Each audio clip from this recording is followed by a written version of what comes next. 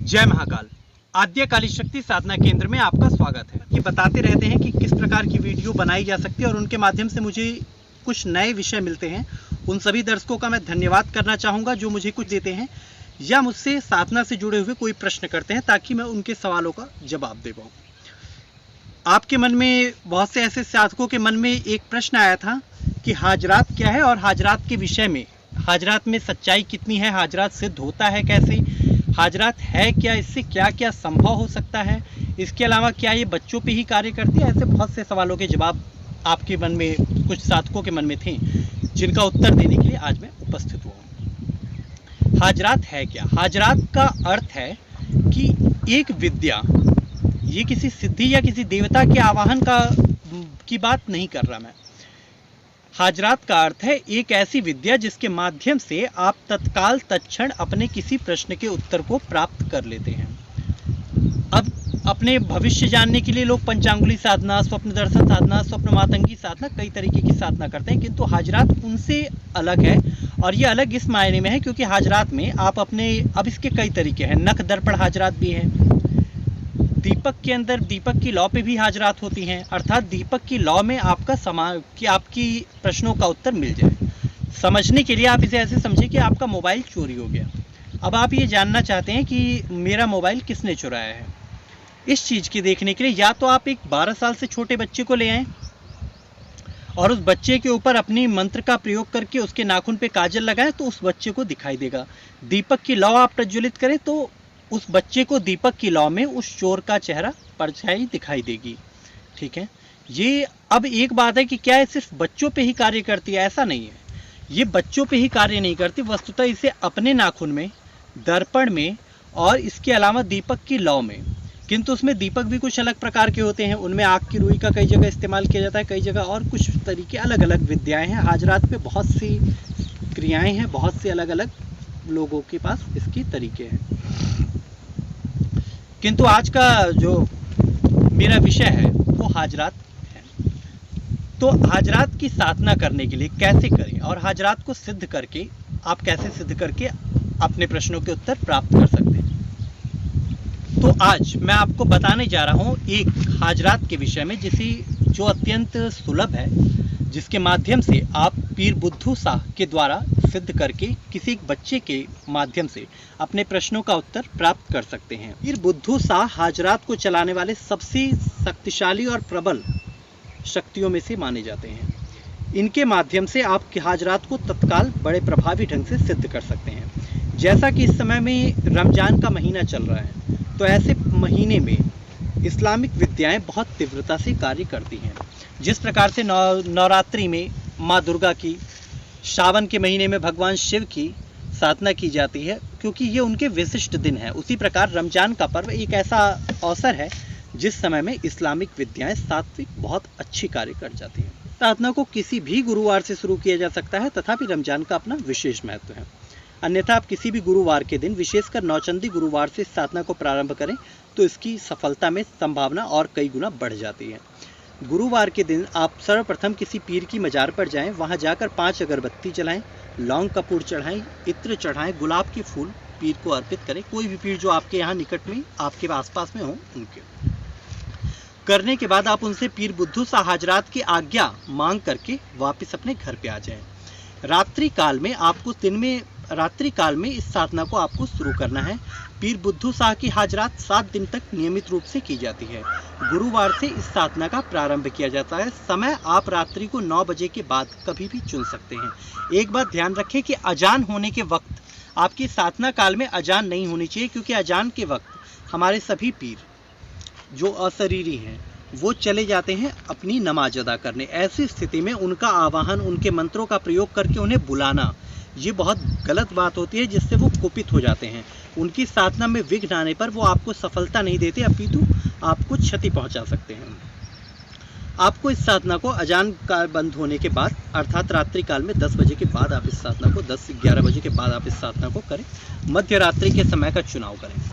साधक को एक मिट्टी के दीपक का प्रयोग करना चाहिए। मिट्टी के दीपक में आग की रुई, आग मदार, उसकी रुई की बत्ती बनाएं और चमेली के तेल का दीपक प्रज्वलित करें।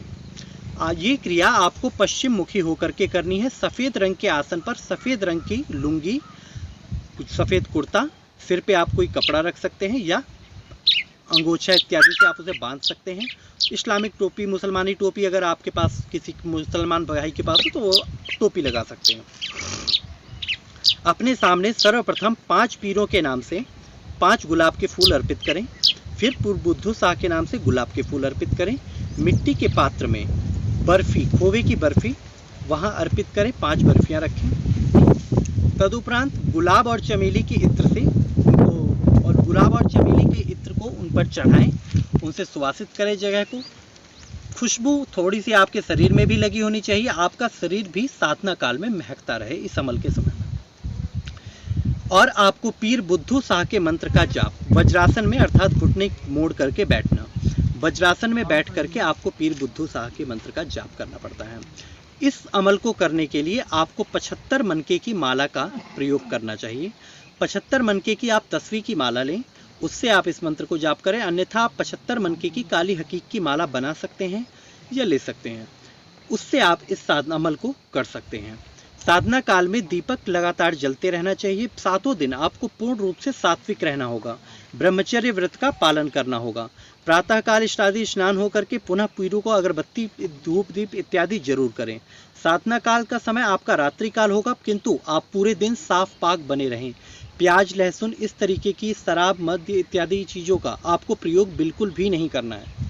अगर कोई शराब पी के भी आपके सामने खड़ा है तो आप हट जाइए वहाँ से, क्योंकि आपके साथ आपके पीर की कृपा आने लगेगी और वो कुपित हो जाएंगे। इस प्रकार से अगर वहाँ तमोगुणी चीज़ें आई तो वो कहीं ना कहीं आपकी क्रिया बिगड़ेगी। आप पूरे सात्विक होकर के करें। एक बात और कि 7 दिन में दिन के समय में भी आप अपने शरीर पे थोड़ा बहुत इत्र हमेशा लगा करके रखें। 11 माला जाप करने के बाद पूजन सामग्री वहीं पे छोड़ दें। साधना के 7 दिन पूरे हो जाने के बाद सभी फूल, मिठाइयाँ, इत्र की शीशी इत्यादि जो आपके साधना काल में पड़ी है, अगरबत्ती की राख इत्यादि को समेट करके ले जाकर किसी भी नहर में, नदी में प्रवाहित कर दें, या आप पीपल अथवा बरगद के पेड़ के नीचे भी उसे रख सकते हैं, किसी साफ स्थान पे जहां उसे कोई कुचले लेना। मंत्र सिद्ध हो जाने के बाद आप किसी भी 12 साल के लड़के को बुला करके पीर उसके नाखून पे, उसके बाएं हाथ के नाखून पे आपको काजल लगाना होता है और उसे अपने सामने बैठाएं। वज्रासन में स्वयं बैठे, 5 अगरबत्तियां, लौंग कपूर जलाएं। यदि संभव हो तो मिठाई रखें। अच्छे से बाबा का ध्यान करें, पीर बुद्धू शाह को बुलाने का प्रयास करें और अपने मंत्र को 41 बार पढ़ लें। 41 बार पढ़ते पढ़ते आप सामने उस बच्चे को आपका पूछा हुआ सवाल उंगली में दिखाई देने लगेगा। इस माध्यम से कई लोग सट्टे के अंक अथवा लॉटरी के अंक प्राप्त करने का भी कोशिश करते हैं, किंतु जहाँ तक हो सके गलत मार्ग से आया हुआ विद्या, गलत मार्ग से आई हुई पैसा आपके लिए आगे अनिष्टकारी होगा। तो आपको इन कुछ बातों को समझना चाहिए, उसके बाद आप इस साधना को करें। साधना में एक बात का और विशेष ध्यान रखना चाहिए कि जब आप इस तरीके की हाजरात को सिद्ध करते हैं तो आपको कई वचनों का पालन करना पड़ता है, आपको कुछ नियम मानने होते हैं। जैसे अगर कहीं सड़क में थोड़ा सा गड्ढा है तो उसे आप लांघ करके नहीं जाएंगे। मंगलवार के दिन आप मिट्टी नहीं खोदेंगे। इसके अलावा एक बात और कि बृहस्पतिवार के दिन आपको अपने शरीर पर इत्र लगा करके अगर पीरों के नाम से निरंतर नियमित अगरबत्ती लगाती रहनी चाहिए।